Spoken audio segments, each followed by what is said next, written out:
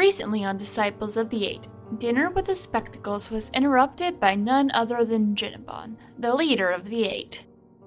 He came to bring news that the king knows that the disciples are alive, and that someone is after his starstones, but he has yet to connect the dots.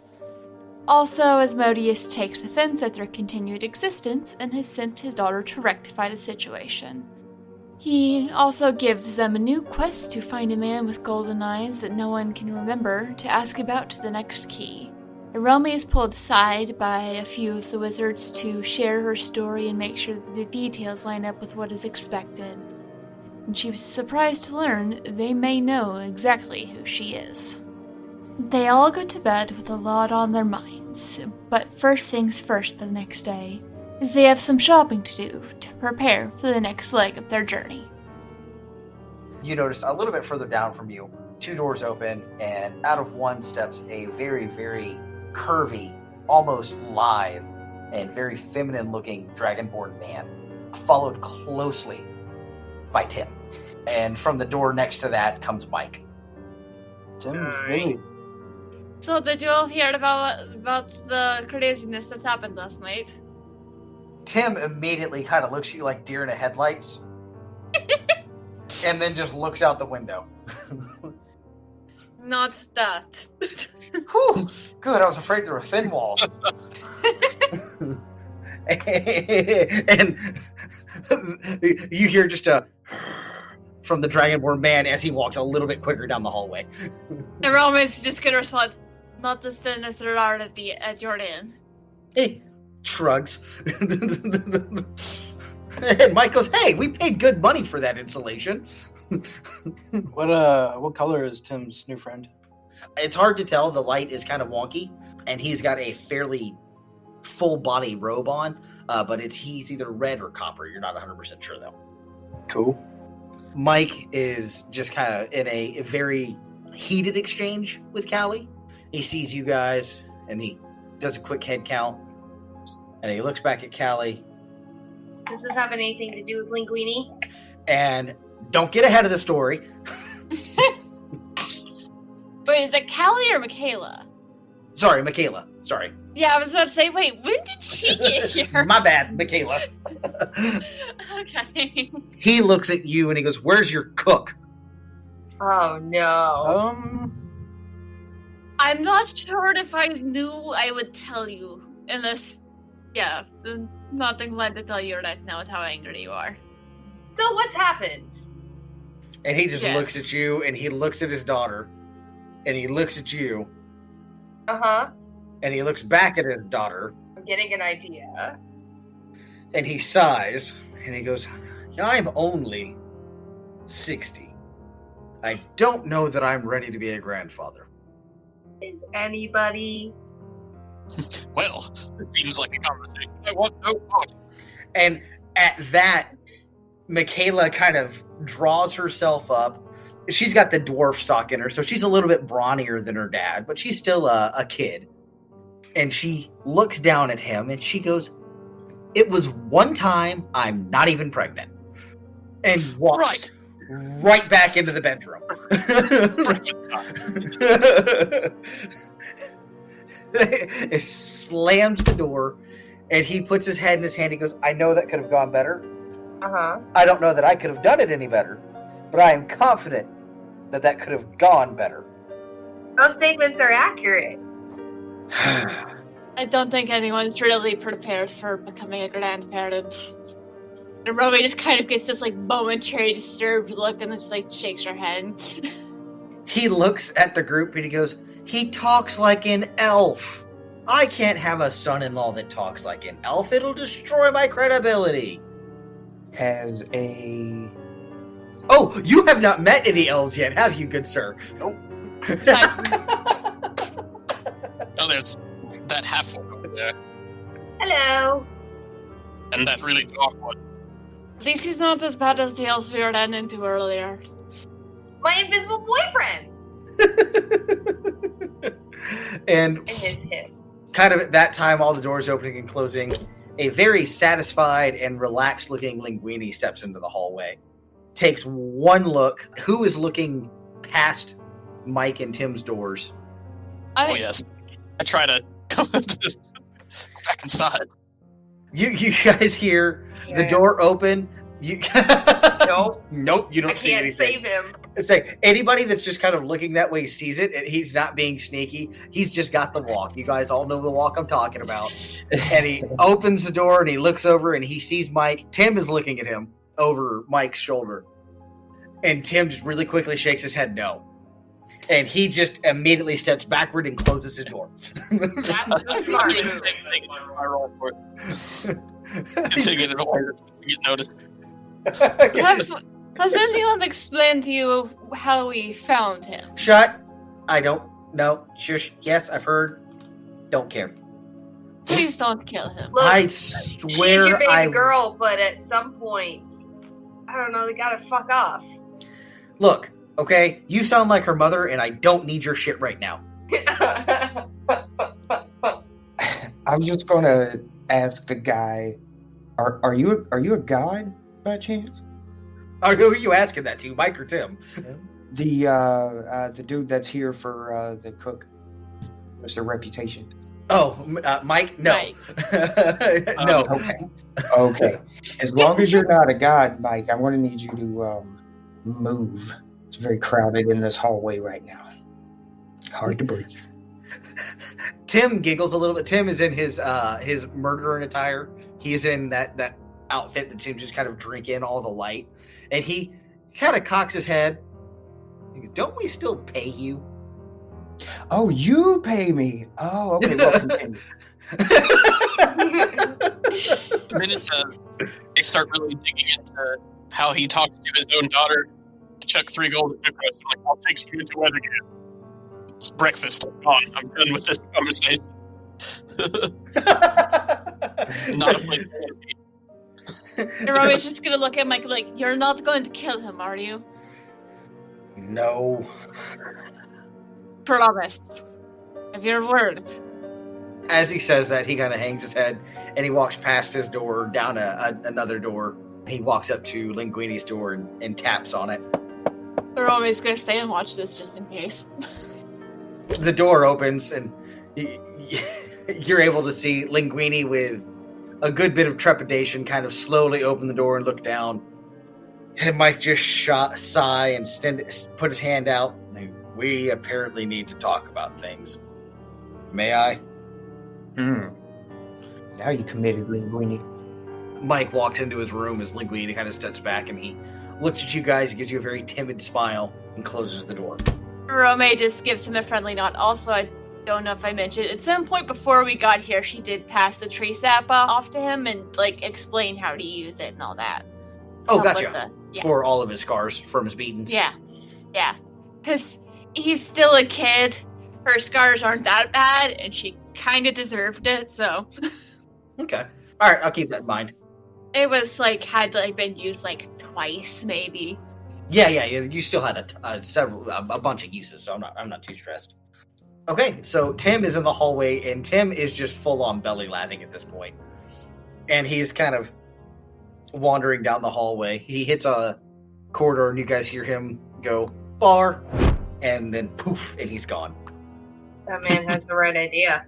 Sensing all this rising tension, Vikros kind of slinks away from the conversation and goes to see if Ikki wants to join us. So I'll go knock on Ikki's door. Come in. Ikki, good morning. Hi. You can see he's busy on his little mobile workbench, and Wall's kind of standing over him, holding a couple of plates of metal in place. Well, good morning as well. We're about to head out, maybe do a bit of shopping. Did you guys want to come along, or should we pick you anything up? If you can find any white dragon scales, that'd be nice, and I'll throw you a sack of gold. I'll keep an eye out. There is 5,000 gold in that sack. Oh dear God! Of course there is. That's pretty fucking heavy. Okay, yes. White dragon scales. Maybe approximately how many? Oh, if you can find several, as many as you can find, the more the better. Very well. Oh, okay. Close the door on the way out. As you wish, and I lug this giant fucking sack out. What have you got there, Vikros? Like the mask after you robbed the fucking bank. And here Vigorous is with a big bag of gold and no pants. Yeah, I'm not gonna try and strap it on my belt, or else I will become Vikros pantsless. So, yes, well, Ikki is busy, so he asked if while we're out, we can keep an eye out for white dragon scales. Oh no. You don't just become Vikros pantsless, you are. When that happens, you're just assuming you're true form. Iromae's just been leaning against the wall, giggling. For a while now, she's just been like giggling, leaned against the wall. So much shenanigans. Well, At least someone's happy. Shall we get breakfast here, or do we want to see what we can find out in the city? Is breakfast here complimentary? there's breakfast in the city, but we have breakfast at home.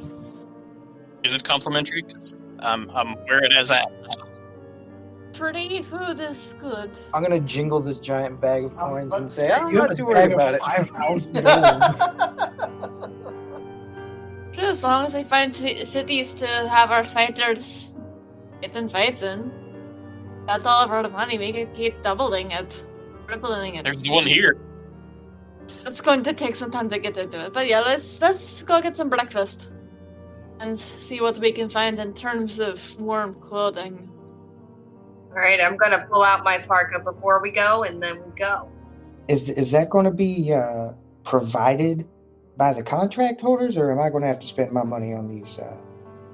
You will have to spend your money on clothing. So I negotiated poorly. I see. You didn't know no better. Yeah, it's a big world. Came from a tree. As you guys start to head out, the door opens back up, and Mike sticks his head out the door, and he goes, Magdar! Yes. He takes a bag, and he throws it at you. Give me a dex. You don't catch it, but you do stop it from going any farther. It hits you just kind of square in the chest and falls to the ground. And he goes, 20 gold for the trip, plus 15 for battle pay. You're no longer on my books. Don't come back to my ship. Now I'll get out of your fucking way. Okay.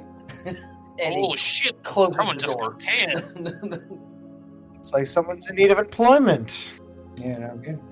All right. Thanks for nothing, Dick. Sounds like you're in the need of a job. Sounds like someone can pay for their own breakfast. Let's go. Yeah. Yeah. This is gonna eat breakfast in the tower. He has to go back to the lab to continue his work. Okay.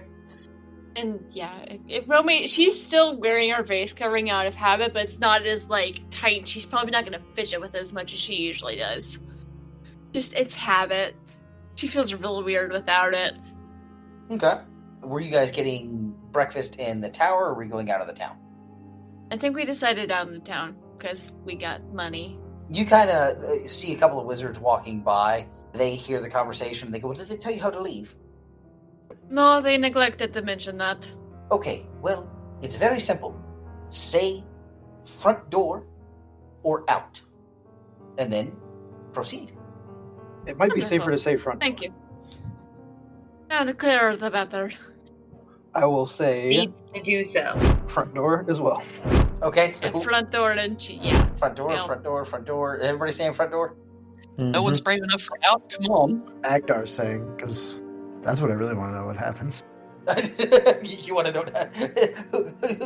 Did anyone say out, just for the record? I don't think so. There's wall. The wall is my workbench. Wall currently. is currently the workbench. Okay, so if no one said out, everyone is teleported to the coping of the front door, and you are free to go adventure out to the city. Okay, so you guys are just above where Linguini's picture is. And you know, just kind of from the description you got on the way in, you can go down to the docks for some shops, but the ward names are pretty set for what you're going to find there. The market's going to be your best bet. That's going to be just kind of an open-air market. It's going to have a little bit of everything. Great storage burrow. Lots of guardsmen are going to live there. There's going to be more armorers and weaponsmithies there. Where you're looking at the Arcanist's Farthing. So that's going to be the main magic hub. Crimson Fair Ward is just a housing area. Heart Shard there, same. The Crystalford Borough has got a lot of alchemist shit, and more south of Lions District and Brookborough is going to have, again, kind of just your hodgepodge of everything. If I was 15, I feel like Artemis has already started walking towards the greatest source of arcane energy. Nah, he wants that breakfast too much.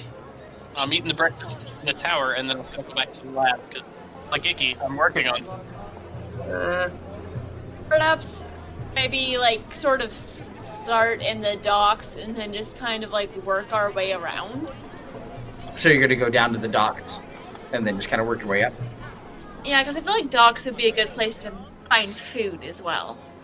You kind of come down to the dock board. Are you staying in the inner city or are you going to the outer city?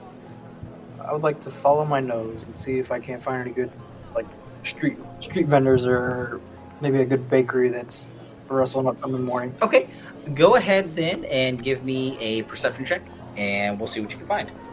So it's not the tower proper, but once you get down basically at where his toes are, as you get to the wall, you get to a little opening.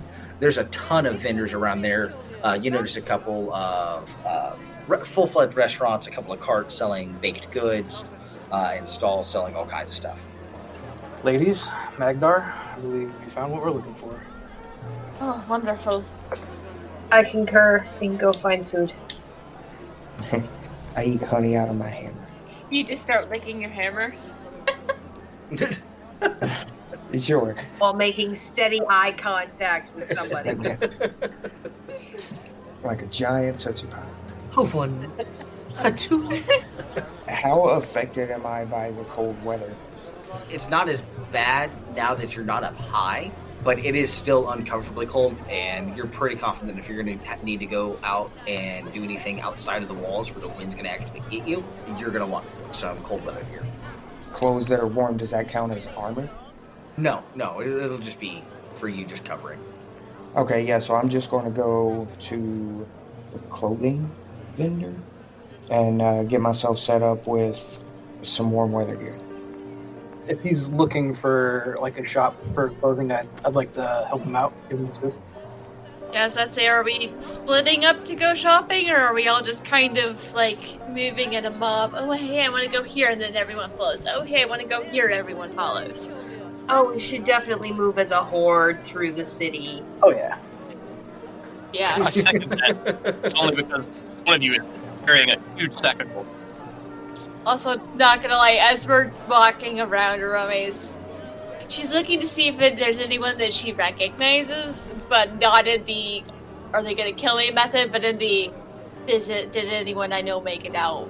It's a big city, and I know there's not a whole lot of them, but she's still looking. Yeah, right, and it's not like there's every other one is a dark elf, but there's enough that you being there doesn't cause comment, but at a glance, you don't see it. Okay. Yeah, right now she's mostly just keeping her face covered because it's cold.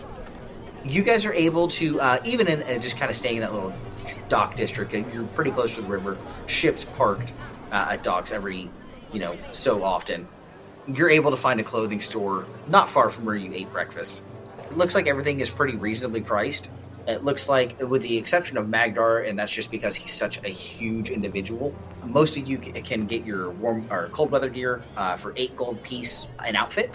And these are kind of top of the line. They've got the big rabbit fur tucked in boots. They've got thick elk and reindeer hide jackets to hold the cold out. Very, very good stuff. Magdar, with your size, it looks like it's going to cost you about $12 or 12 gold, just because the extra to get you taken care of. Okay. Artemis will pay you back. He only gave you 3 gold. Is everybody just paying up? Nobody wants to haggle? Because if so, I'm all for it. It's not really a whole lot, but, like, I have 600 gold. I'm feeling, like, rich as fuck, so I'm not worried. That's right. I forgot you all spent fucking ridiculous amount of money on that fight. God damn it. Yeah. I spent it all already. And I'm a druid. I don't really buy a whole lot of things. Oh, Ikki, whatever you're doing, you did great at it. Yeah, Iromae doesn't feel the need to haggle, and she's just like, it's probably nicer than anything she's ever worn. All very well made. It doesn't seem to kind of inhibit your movement. It goes well over your armor, but still keeps you warm. So nobody gives up any AC for that. And you guys are fairly well outfitted in order to go out and run amok in the tundra. Can I make sure to have snowshoes and spikes and, like, I know we had an outfit set, but I'm going to make sure we have, like, some actual, like, specifically climbing gear stuff. You want, like, a specific, we're going out in the middle of all of this fuckery, and we would like stuff to go with it. Yeah, I'm a wilderness kind of gal. Okay, I'm down for that. Hang on one second. Let me pull that up. I actually got that up in the tab. Okay. You kind of ask around. This is strictly a clothing shop, but down the way he kind of points you, especially because you just given them so much business, he points you guys in the right direction of a ski shop and gets you heading the right way. It's just a couple blocks down the road. It is still on the inner side of the gate, and he says you're looking for skis a lot. Thank you. Good old Skeezel. Give him a silver for the direction and a tip, and then scoot my way over there.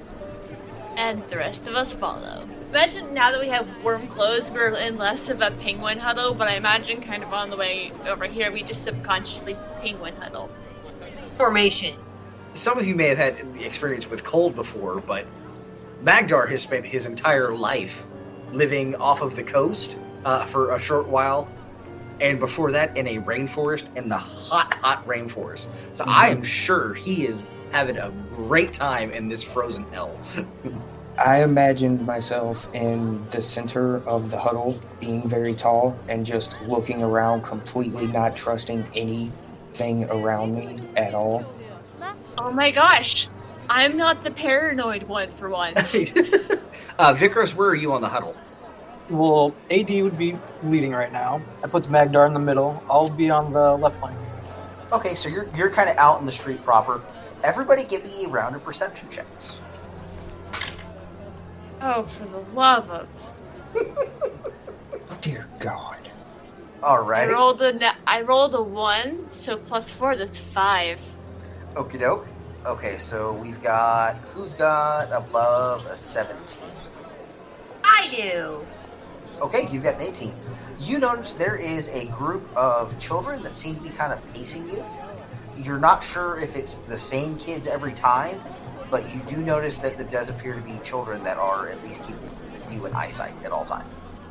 So I'm going to note that and then kind of move my hand as subtly as possible closer to my coin purse, and then I'm going to elbow Vikros only because I know it's Ikki's money that he's holding on to. Oh, right. I catch your drift. I'll double my efforts to keep it close. And then I continue forward in search of my stuff. Like I said, it's only like a block and a half, 2 blocks away, so it takes you just a second to get there.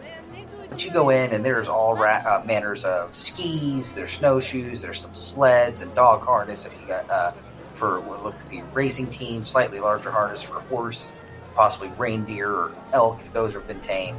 Who all wants a set of snowshoes? No. If Arome sees the druid, the one who knows about nature stuff, getting snowshoes, she's probably also going to get snowshoes. Yeah, I think that's a good idea. That being said, this is also the druid who is very adamantly said they don't like the cold and is not used to being here. Nobody's happy. One set of snowshoes is going to be 3 gold. He'll cut you a deal because he's going to have to on Magdar. You got him in size 36. I say because he's going to have to cannibalize a couple. The snowshoes for a single pair are 4 gold. Magdar, he'll make you yours for 5. Ranger that. Magdar, if you want the snowshoes, he does tell you he can either have them shipped to the tower for you, or you can come back and get them later today. Okay. I'll also pick up a set for Artemis, and I'll pick up a kid size for Ikki. Okay. We should also see if we can talk to somebody local about maybe trying to get something for Wall so he doesn't immediately crash through soft snow. Wait, I feel like Wall could just plow through it. And be Okay. Ikki. So just one pair for Artemis. if there's snow, Ikki's gonna stay on wall. Yeah. Wall's not putting Ikki down. Because that's the easiest way to lose him. Just like drop him in his. Well, And he's where just did he gone in go? the snow. Yeah, you just like if it's like really deep snow, it's just like Wall's head like going through the, like a shark fin, and Ikki like standing on top of it. I'm just watching Jack Sparrow ride that boat, Yes. the very first one into port. Yes, exactly. Yes. And the rest of us are basically like conga line behind them. We're going up the mountain. Somebody grab my butt. Great. I want to make sure that I also get climbing gear and tines and or whatever it takes to. Yeah, you can get. That's it. Yeah, you're able to get another set of climbing gear. You've already got like a set and a half from just kind of left over from what you shook off of. Yeah, I'll like replace pieces that were not as good with like a better set or whatever. Yeah, you're able to do so. It costs The about, stuff that the dragon dropped when it flew away with that one fighter. yeah, with I can't Ishmael. That's his name. I think it was like Samuel or something. Samael, that's what it was. Sorry, I knew Yeah. it was one of the characters from that book series. I just couldn't remember which one it was. Yeah, Samael, you're correct. Instead of it being the 10 gold that it normally is, you're able to put together for about 4. Okay. And so just update you just go ahead and mark down on there. You've got a full another climbing kit. Okay, so how long is he saying it's going to take to finish my gear? He's pretty confident he should have them done by the end of the day. You're able to get most of what you needed for clothes, cold weather clothes, but the same for him. They're like you're able to get a shirt to help with it, which you're okay in the city with. Your jacket will have to be hemmed together or sewed together from a couple of jackets, though. And he's same thing for the clother. He's offered to send it to the tower for you. Okay. You trust them enough? I mean, I guess eventually this town is going to make me unhinge, and their heads will be the first ones to get ripped from their bodies or whatever. So, Rome's yeah, face palming as I he trust says him. this. Just muttering under her breath and under comment about how Amsterdam's a big bunch of children. So yeah, you guys leave there. Was there anywhere else you would like to go? I know that you were looking for magic stuff for Artemis. And Rome also kind of wants to stop by the Temple of the Helm, but that doesn't have to be with everyone. Also, that is a very happy kitty. Ikki's requested as well. And Yeah. apothecary. If you guys remember, the Unicorn's Ward is where the tower is. That's also where most of the temples and churches are. So you'll be able to find. Have they started construction on the temple for the 8 yet? You guys have actually noticed that it seems to have spread from the tower. You guys have heard kind of frantic conversation that a god visited town. Random mumblings of 8, but you've heard it. 8 gods showed up. No, it was one god with 8 bodies, and it's just kind of all convoluted. But at least the general populace of what you've seen this morning, which appears to be a lot of tower workers and the butlers, the maids, the cleaners, servants of the tower, are out and about talking about it in the city. So you're pretty confident that it will spread. I imagine that both Rome and AD are once like, no, it's one god, one of the 8, because the 8 are great and everyone else can suck it. Actually, no, Rome's probably The most doesn't important finish thing in that. life. If Rome doesn't finish that part, because she's It's okay. Every time she doesn't finish it, I'll pop over and just be like, and everyone else can suck it. Blasphemous if you don't add that part. I feel like it would be more blasphemous for Rome if she did finish it. I don't think it would do well for her to tell her god to go suck it. Just start car salesmaning it. Is there a vendor that sells trinkets? Like Trinkets. bear? Oh, sorry. Wrong podcast. You're looking for just like tchotchke stuff, like talismans and stuff like that? Yes, correct. You see like little souvenir shops. Is there any, you see some jewelry shops? What exactly are you looking for to kind of help narrow it down for you? I guess I'd say, A memento to symbolize your hatred of this place. well, yeah, pretty much just something to take with me, the equivalent of a snow globe. Yeah, you're able to find just basically just past the towers. You guys are making your way up to the Magic District. You're able to cross over a bridge here, and as you kind of come off, there's a bigger dock up this way. You're able to find a shop that sells all kinds of, basically a precious moments shop. It's got the standard, my friend went to the northern tundras, and all I got was this stupid shirt. Okay, so probably like a cup or like a goblet. A keychain. Tell you what, give me a D100 roll, and we'll see what type of mead goblet you can find, good sir. You could collect shot glasses. Okay. All right, let's see what that pulls up the shot generator. Hang on just a I second. kind of hope it has one of those fancy lids on it that you toggle with your thumb. Oh, like a Stein. Like a Stein? Like a German Stein? That's what you're looking for? What's fudge? You don't worry about that. So you are able to find about a 9-inch long, almost perfectly straight, slightly spiraled horn, and you were informed that it comes from an odd beast called a narwhal. No, okay. That's fantastic. That sounds awesome. And the shopkeeper goes, oh yes, so for a horn from the unicorn of the sea, it's the mere price of 45 gold. 45. I mean, that sounds like a lot. Most of it's not even there anymore from the horn itself, right? Because you hollowed it out so right. Do you have any idea how hard a unicorn is to catch? Now imagine it being underwater. Even more difficult. Okay, all right. 45, you say, huh? Okay, how about 40? Let's go 40. 40's fair. 40, it's a nice round number. His eyes light up, and as you say 40, his hand shoots out. You have a good deal. You've got an eye for the magnificent. And he hands you the horn, and he takes your money and ushers you out. Fantastic. Thank you, sir.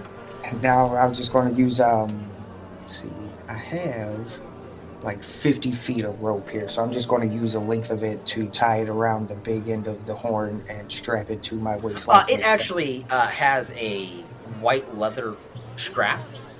Does it? So you're able to kind of put that on and get it situated. I'm just going to strap it to my belt and kind of just like walk with it out so that people's eyes are drawn to it. I'm so proud of it being there. Go ahead and give me a perception check. Nobody's just sitting there thinking, probably just got ripped off. But she's not going to say anything. You notice that a lot of people are looking, and they are giggling as they look away. Shit. Why? Do any of the rest of us notice that people are basically laughing at Magdar? You are welcome to give me perception checks to see. That's much better. That'd be a 22. Yep, you notice that people are definitely taking a giggle at Magdar. And you also notice that it didn't really start until he strapped on his narwhal tusk. I don't think that's having the impression you want it to. But as long as this makes you happy, I don't judge. She just keeps walking. I think it's cool. Let's move on. I needed to get some white dragon scales. Maybe the Clifford Burrow might. I don't know. Let's try there. It takes you guys about an hour to get across the inner city, then about another 20 minutes to get into the South Arcanist's Farthing. You kind of start that way, and there are all manner of shops. There are potion shops, there's apothecaries, there's spellbook stores, wands and staves, and fucking everything you can think of is for sale here. And it's just kind of where you like to go. Give me a D10 roll, whoever's leading the charge in there, and that will determine what shop you go to. All right, a D10 gets you to the Dragon's Fall. That sounds exactly like the shop we need to head to. Come on, guys. It takes some asking around to find. Like you tell someone what you're looking for, and you ask around, and another person hears it. And while I'm explaining this, AD, give me another perception check. Yeah. You're directed down off of the main path to a smaller back alley. It's hard to see, but the main kind of shopping center is here between South and Arcanist on the map. You guys are going to wind up basically in the middle of the sea. You're able to notice the same pack of children is still following you. They don't appear to have gotten any closer, but they're definitely hanging out. Alright. I'm gonna note that. Are you going to share this at all? Maybe when we get to the next shop and we're inside, I might decide to disclose this information. You wind up in what appears to be a very rundown alley, but as you come up to a sign, pretty much exactly how the name sounds, dragon falling back first with the wings pointed upwards, straight to the ground. You walk in, and behind the counter sits a rather well put together man. He's not fancily dressed, but he's well dressed. And the shop is much larger on the outside than it appeared to be on the inside. And go ahead and give me a couple of perception checks, everybody. I have to write a note that it's bigger on the inside. Not 20. It looks like the shop front was broken up into several shops, and it's actually just one large shop, so it doesn't look like there's any type of magical adjustment to the inside of the shop. It's just a much larger shop than it appeared to be. Oh, it's just a basic. Jesus, hell and high water. Y'all rolled amazing. Yeah. My dice like me sometimes. So behind the counter is he appears to be elvish. He's got almost white skin, so pale skin that you can see the veins coursing through his face and his neck. Everywhere there's a skin is exposed, you can see the veins. Very slim, very well built, very well put together, incredibly handsome, with stark silver hair and silver eyes. As the group walks in, he kind of cocks his head and he looks at the group and he goes, kind of picks his hands up and he, well, that one's a druid. Hello. That one's a paladin. And none of the rest of you have any magical aptitude at all. Sounds right. Thank you.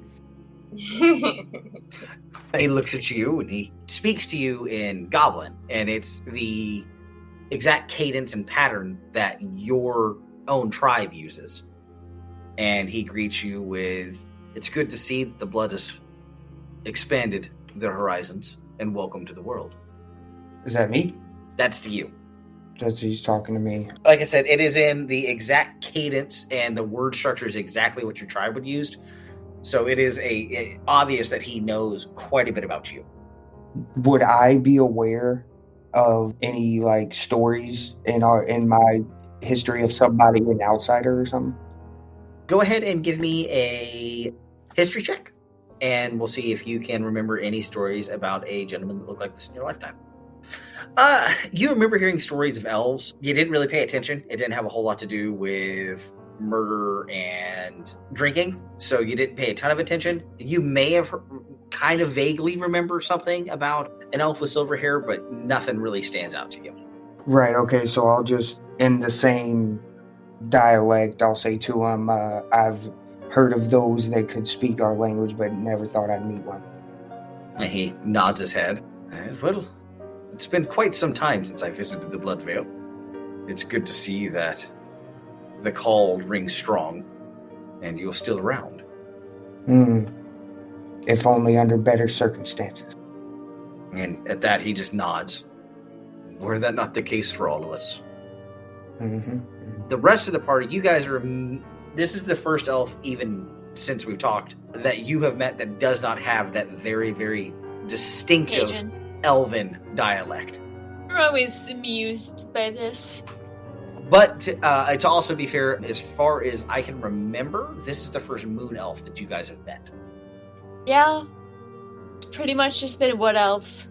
Yeah, so mainly wood elves, so you could kind of file that around. I don't know if anybody... Elves are kind of a dying breed in the land. They're still very plentiful, but they tend to stick to themselves. Think very much Middle-earth type of elves. They're around, but they're not. Mm-hmm. Like all the spies for the military. They're around, but they're not. Those damn swamp come around here and take all our stuff. But he kind of snaps out of it and looks back around at the rest of the group and he goes, "What brings you to the Dragon's Fall?" Well, an associate of ours was... He's a craftsman, and he's looking for white dragon scales. He did say the bigger, the better. Did he say that? You were not part of that conversation. No, it's like the player does not remember hearing that. But No, then I thought he said the bigger or the more. He said the more, Okay. but none of us were there, so we can't Wow. correct him. Shit. No, I actually said this to him, not keying my microphone after the fact. Oh, okay. I see. He looks at you and well, the larger the more expensive, because the older the dragon when it died. How large is large? The biggest you've got, and I'll just slam that coin purse on the desk. He looks and he goes, that's probably going to be more than enough. Unless you're going to give me a rather handsome commission for finding these scales, you'll have some left over. Very good. Give me a moment. And he steps back, he opens the door behind him, steps through. As the door opens, it's just solid black. You can't really see anything.